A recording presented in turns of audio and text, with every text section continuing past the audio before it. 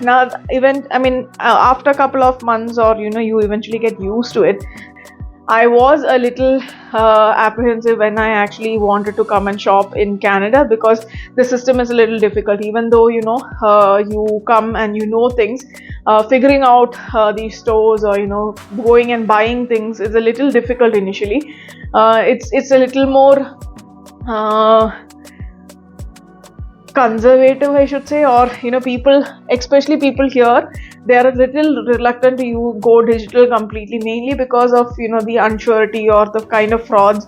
There are a lot of fraud here also. So initially I used to wonder, oh my god, they're so kind, and they're like, actually they're very, very sweet, because it's so good that you get people to do everything, right? Like I told you, you get a cab, you get that, you get this, you get plumbers, you get electricians, like in like this.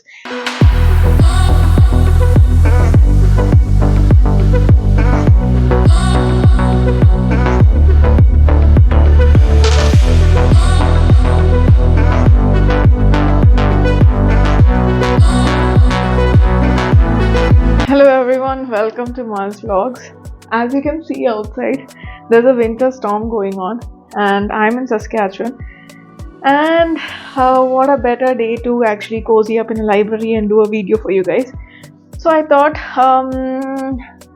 why not tell you guys some of the things that you might get a cultural shock in case you're coming from a country like India, or you are coming from a country like Pakistan, Bangladesh, wherever it is. I don't know what happens in your country, but I can talk based on mine. So I thought I'll list down some which you might think is a little different as compared to your country.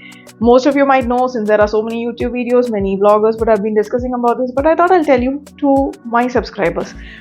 So the first thing, I knew this was a case, but when I came to Canada, one of the first things that I noticed that in the washrooms, we don't have the bidet or the hand shower that we call back in India.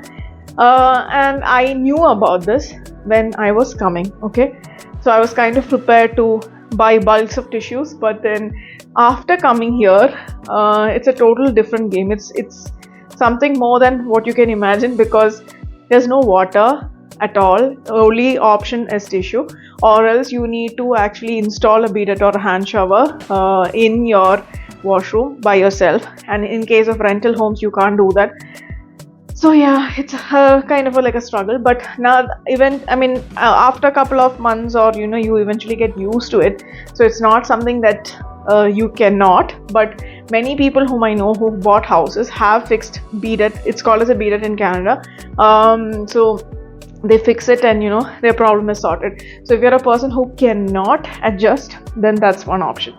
The second one is that in India, we're so used to having our own cars, or calling our Ola or Uber, or whichever mode of transportation, and it's so easy to commute. Even though the traffic is terrible, it is easy to commute. It's everything is in your mobile app. But that's not the case here in Canada or in Saskatchewan, basically because as a student or as a new immigrant, when you land here, you might not have a car, and the only option that you have is to travel through buses. Cabs are extremely expensive here, so if I need to even take a short distance, I need to spend around $10 to $15, which is a large amount when you come here as a new immigrant. So set your mind accordingly. Be ready to walk for long distances, or travel by buses. Bus commute is quite convenient. It's well connected, but the only thing is you need to wait and plan your schedule based on that. So that's the second thing. Third thing, whenever even though I was in Dubai, I am accustomed to shopping in larger grocery stores, like Carrefour, or bigger stores in Dubai. Even in India, there are so many big stores. I was a little apprehensive when I actually wanted to come and shop in Canada, because the system is a little difficult. Even though you come and things, figuring out these stores, or going and buying things is a little difficult initially. So some of the first stores that you might visit is like Walmart or Superstore, and some things that you might not be used to is that in Superstore or some other stores, you have to put in a loonie to actually get a trolley or a shopping cart. So that was one thing. So I kept pulling the shopping cart and it wasn't coming out, and finally realized I had to actually put in a loonie to actually take the cart, and once you bring back the cart you can actually take it out. So that's one thing. Second thing is, you go pick up a product and you were like, okay, it's only $5, but when you bill it, it might be 6 plus, because there is tax. So whatever prices that you see on the shelf is without tax, so you need to be very careful, like don't pick up things and then get a shock once you reach the counter. So it's important to know all these kind of things. Also, some of the popular stores that you might find in Canada, or which are popularly used by new immigrants, are Walmart or Canadian Superstore. Then there are several others, but initially I think most of you guys might use it. So these are some things. Then there are no plastic bags here. You either carry your own bags, which we do, or else you can buy a cloth bag or those kind of bags from the counter. The third thing is, even though there are people in the in the cash counters, self checkout is more popular here. I'm not sure how many stores in India has it, but that's something that you might want to get used to, because standing in queues for a cashier to attend you might take longer than you going to the self checkout and billing it and going out by yourself. The next thing, since we're talking about shopping, the next thing I want to talk about is your digital wallet. There are digital wallets. I know some of people use GPay and all, and then you can also put all your cards on your Samsung wallet or your Apple wallet. But there's nothing popular like your Paytms or your GPays or your Beam app and all these things which we used to have in India. Everything was in the mobile, right? Like India, I have always felt that we are so technologically advanced that everything is like in taps. So that doesn't happen here. It is advanced, but not as advanced from whichever country you might come from. It's a little more conservative, I should say, or people, especially people here, they are a little reluctant to go digital completely, mainly because of the unsurety or the kind of frauds. There are a lot of fraud here also, so don't think that just because you came to Canada there's no frauds. There are frauds. People from our countries are doing frauds here also, and there are people from other countries also that are doing fraud, so beware of that. The third thing is the tipping culture. Oh god, I can't tell you guys, seriously, especially when you come here as a student or as a new immigrant, you go to a restaurant. First of all, going to a restaurant is a big thing, but when you go to a restaurant, you eat a meal which might cost you around $30 to $40, and then the person who's coming and serving you, they're so courteous, they're so good at their service.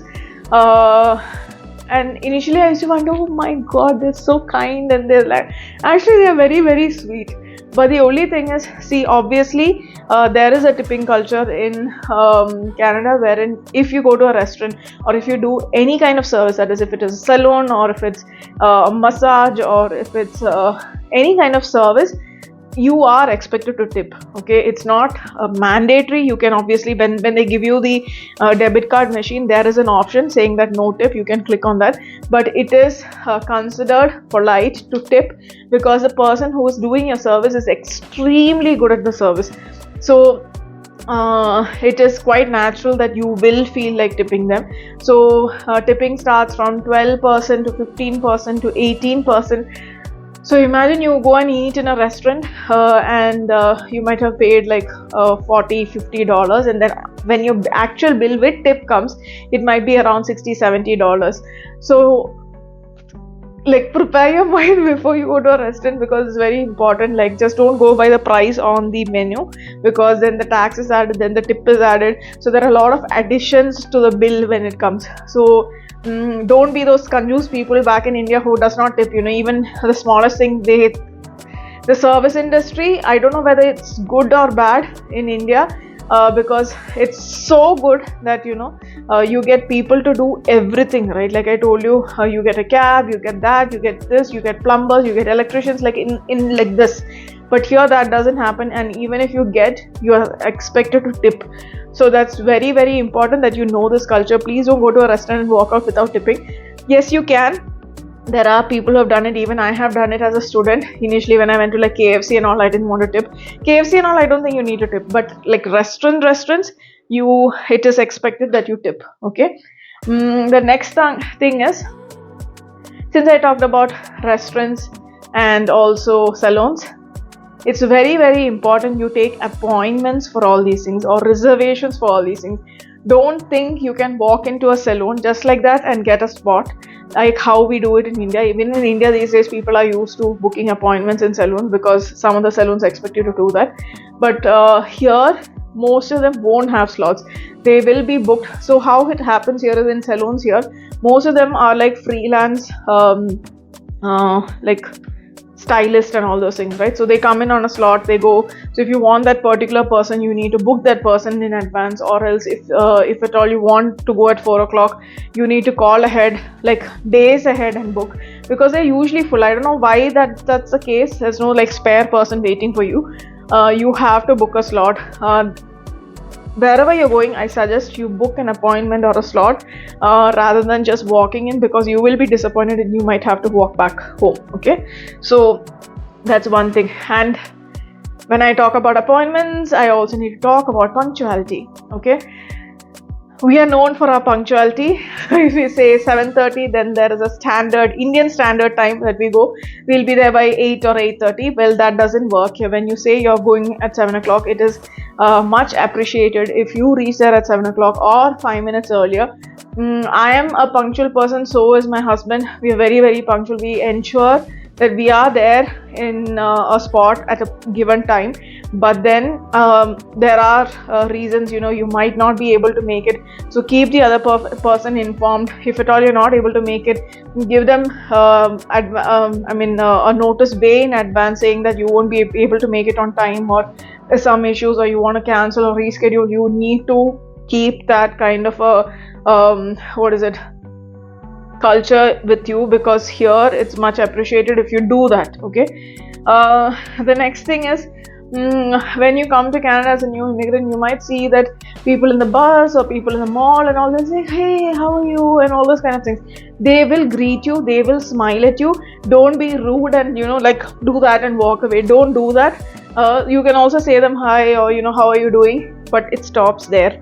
Unlike us Indians or Asians or whoever it is, for them it's okay to say hi, hello, or how are you doing, and how's your day going, how's the weather, is the weather treating you well, blah blah blah, all those kind of things. But it stops there.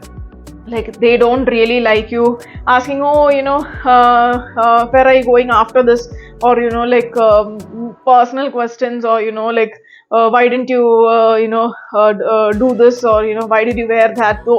Like, I know we are used to hearing those kind of questions. Even if you meet that auntie whom you don't even know, they might come and comment why you put on weight, or why you not tied up your hair, and things like that. We're used to hearing that. But here, that doesn't work. It stops at hi, hello, how are you, or how the weather is, and stop at that. And it's I would really encourage you guys to have that habit of saying thank you, or hold the door for the next person, or say how are you doing, or how's the weather. Help people on the way. Like, if you think that an old person is crossing the road, or getting into a building, hold the door for them. Things like that. All these things are very, very polite. You will get used to it as and when you come here.